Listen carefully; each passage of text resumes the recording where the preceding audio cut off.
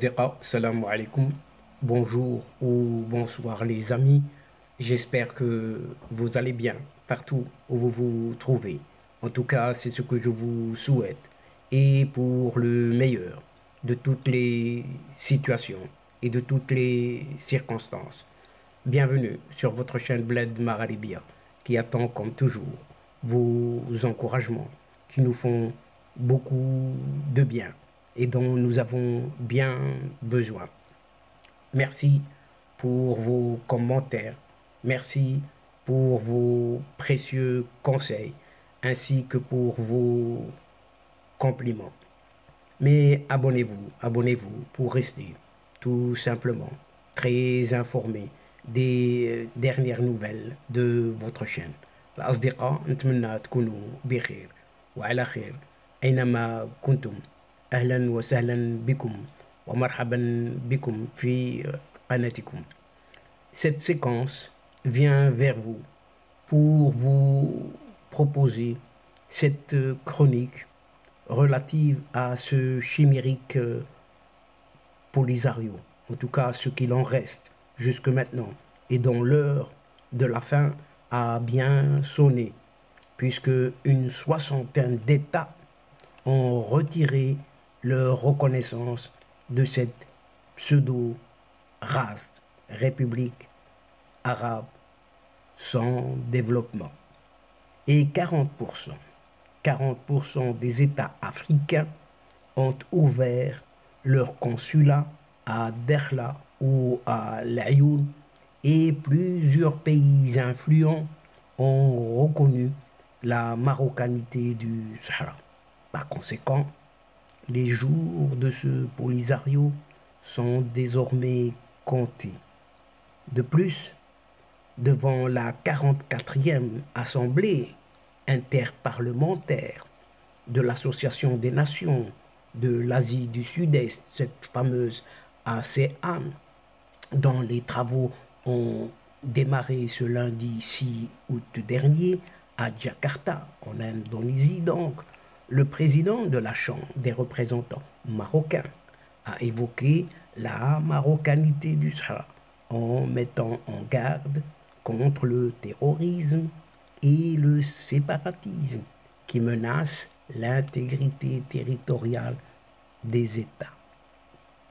Et à partir juste de la revue de presse d'un certain quotidien à Sabah, pour ne pas le nommer, il peut être entre autres retenu que l'heure du renvoi de la pseudo-race de République arabe sous-développée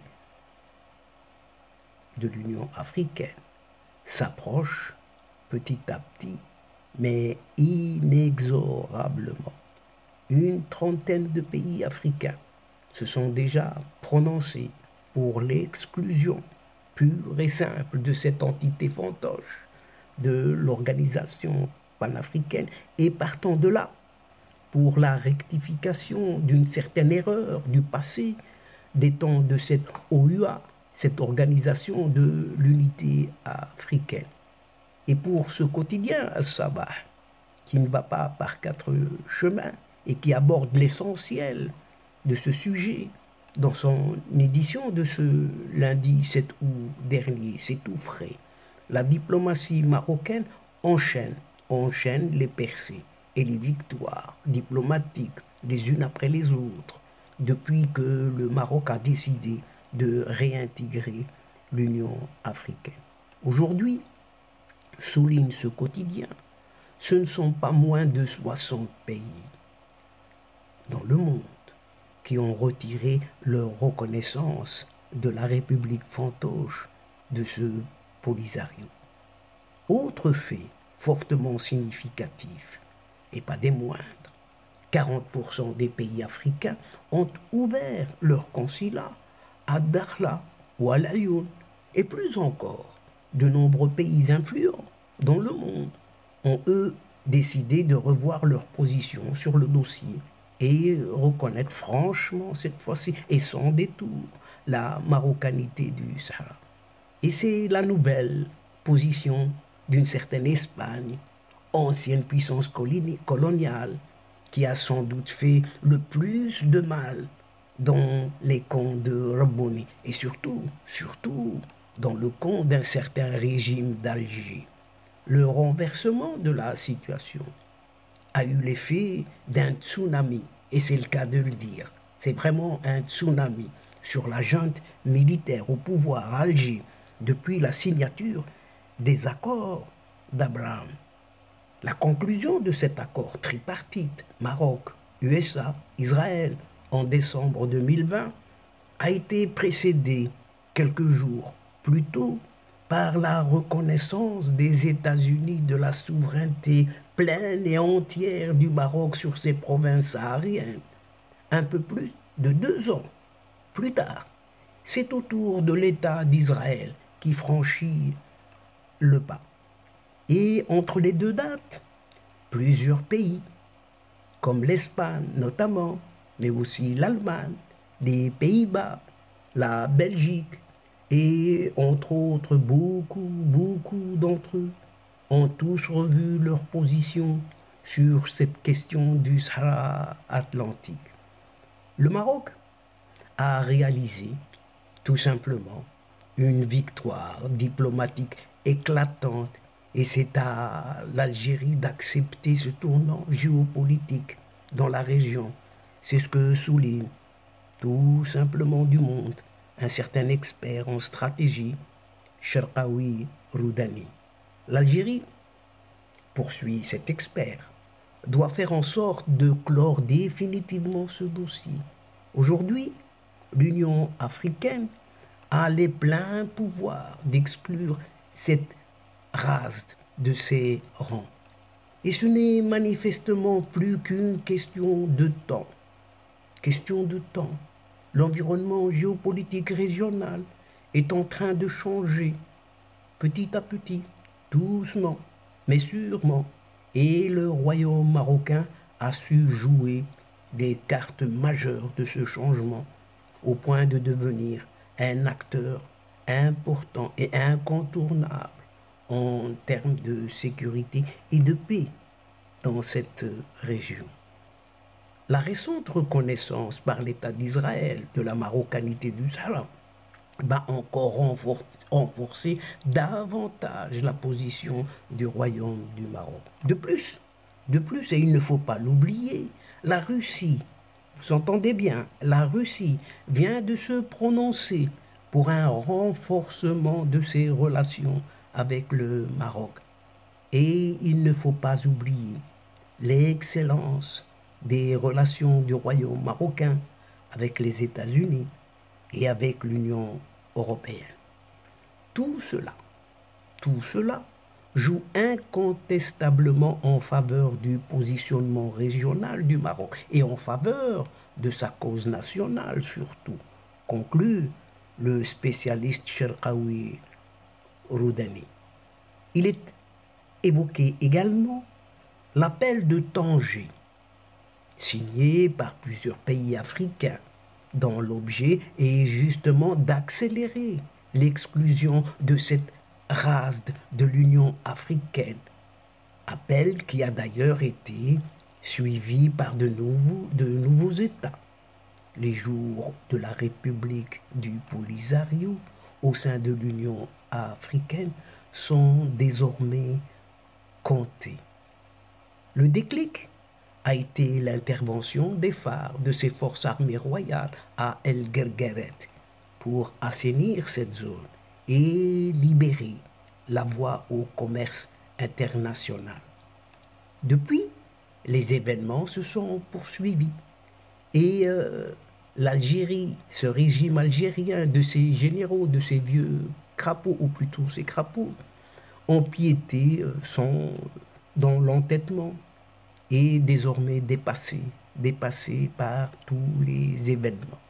Et toujours en ce qui concerne ce Sahara occidental marocain, devant le Parlement de l'Association des Nations de l'Asie du Sud-Est, ASEAN, Talbé Alami, met en garde contre le terrorisme et le séparatisme.